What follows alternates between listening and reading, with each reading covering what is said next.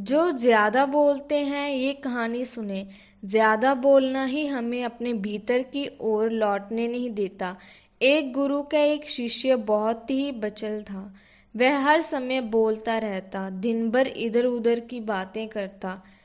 भिक्षाटन के लिए जाता तो हर घर से एक नई कहानी लेकर आता और आश्रम के दूसरे शिष्य को सुनाता। एक शिष्य की दूसरे से बुराई करता, चुगली करता और दूसरों के सामने अच्छा बनने का प्रयास करता।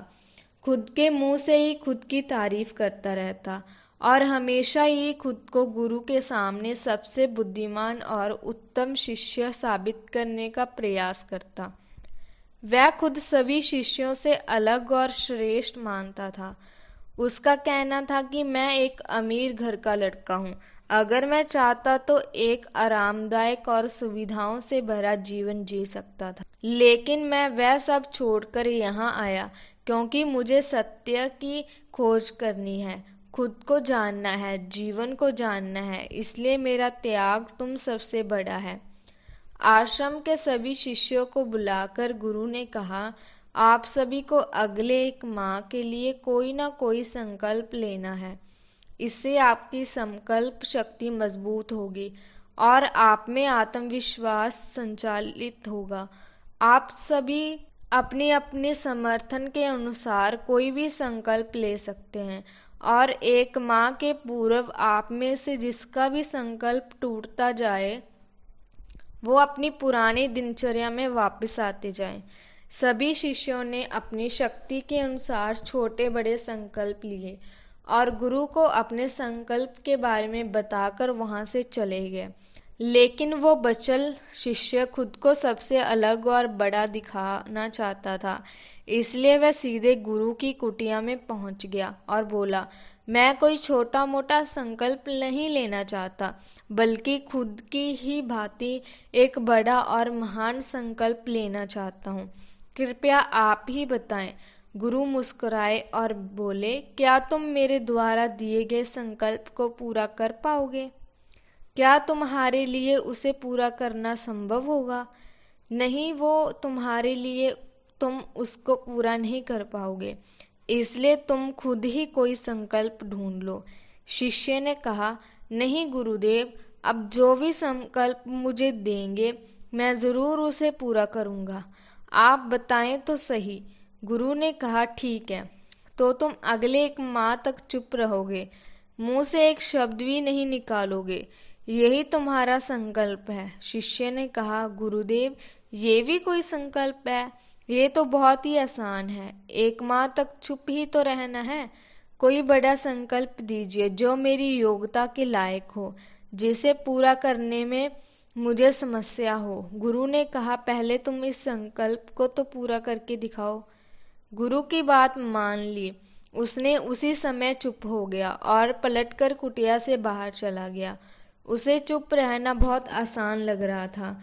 उसने एक दिन तो जैसे तैसे चुप रहकर काट लिया, लेकिन दूसरे दिन से उसके मन में ना बोलने का बोझ बढ़ने लगा। तीसरे दिन उसे भारीपन महसूस होने लगा और चौथे दिन उसके अंदर एक अजीब सी बेचैनी होने लगी, क्योंकि आसपास आश्रम के सभी एक दूसरे से बातें कर रहे थे। वह भी अपना पक्ष उनके सामने रखना चाहता था, उनकी बोलती बंद कर देना चाहता था, लेकिन उसका संकल्प उसके अड़े आ रहा था। इसलिए वह पूरे दिन सिर्फ मुंह और आंखें बनाता रहता। इसी तरीके से कुछ दिन और बीत गए और वह बिल्कुल बीमार पड़ गया। उसका सर फटा जा रहा था, उसका खाने पीना तक मन नहीं करता था, वह सिर्फ बोलना चाहता था। वह गुरु के पास गया और उनके सामने बैठकर लिखकर उन्हें बताया, गुरुदेव, मैं बोलना चाहता हूँ, बिना बोले मुझे सांस नहीं आ रही, मेरा दम घुट जाएगा। शिष्य को आश्रम छोड़कर गए हुए 3 महीने का समय बीत चुका था, लेकिन उसकी कोई खबर नहीं आई थी। अब तक तो सभी गुरु भाइयों ने भी उसके वापस लौटने की उम्मीद छोड़ दी थी, लेकिन एक दिन वह आश्रम लौट कर आता है। उसे देखकर सभी ने आश्चर्य और खुशी का ठिकाना नहीं रहा। लेकिन अब वह नहीं था जो यहाँ से गया था, वह कुछ और ही बनकर वापस आ गया था। उसके अंदर एक गजब का बदलाव महसूस किया जा सकता था। उसके चेहरे पर एक गजब का ठहराव और आंखों में बड़ी शक्ति थी। आते ही सभी गुरु भाइयों ने उसे चारों तरफ घेर लिया और बातें करने लग गए। वे अपने गुरु भाइयों से बातें करने लगा। उससे बातें करने वाले सभी शिष्यों को ये अनुभव किया कि अब वह पहले जैसा उतावला और बातूनी नहीं रह गया था।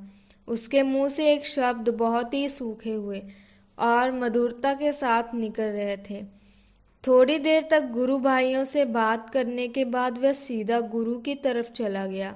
उसने गुरु के चरण छुए और कहा, गुरुदेव, क्या मैं अभी भी मौन हूँ? क्या अब भी मेरा संकल्प जारी है?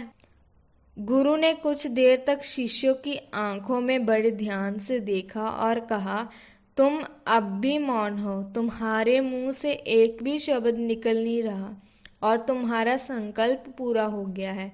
शिष्य ने कहा, गुरुदेव, जब मैं आश्रम से गया तो मैं मुंह से तो चुप था, लेकिन मेरे अंदर बहुत सी आवाजें थी। मन में बहुत से प्रश्न थे और वे बंद नहीं हो रहे थे।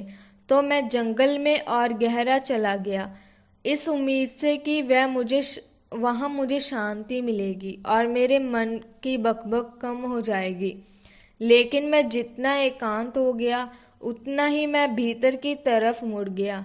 फिर बाहर हमारे मुंह से कुछ भी निकले, हम शांति ही रहेंगे। दुनिया में जितनी भी बुराइयां हैं, ज़्यादातर हमारे बोलने से ही उत्पन्न होती हैं, क्योंकि हम चुप रहना नहीं चाहते। हम जितनी ज़रूरत है उससे कहीं ज़्यादा बोलते हैं। हम सामने वालों को सुनना नहीं चाहते, बल्कि उनकी बोलती बंद कर देना चाहते हैं। उसे समझा देना चाहते हैं, उसे दिखा देना चाहते हैं कि मैं कौन हूँ। बस यही हमारी ज़िंदगी का मकसद बनकर रह जाता है। हमारी सारी ऊर्जा इस व्यर्थ के बोलने से बर्बाद होती रहती है। ऐसे पति पत्नी का जीवन दुखों से भर जाता है, जो हमेशा एक दूसरे को सुनने में लगे रहते हैं।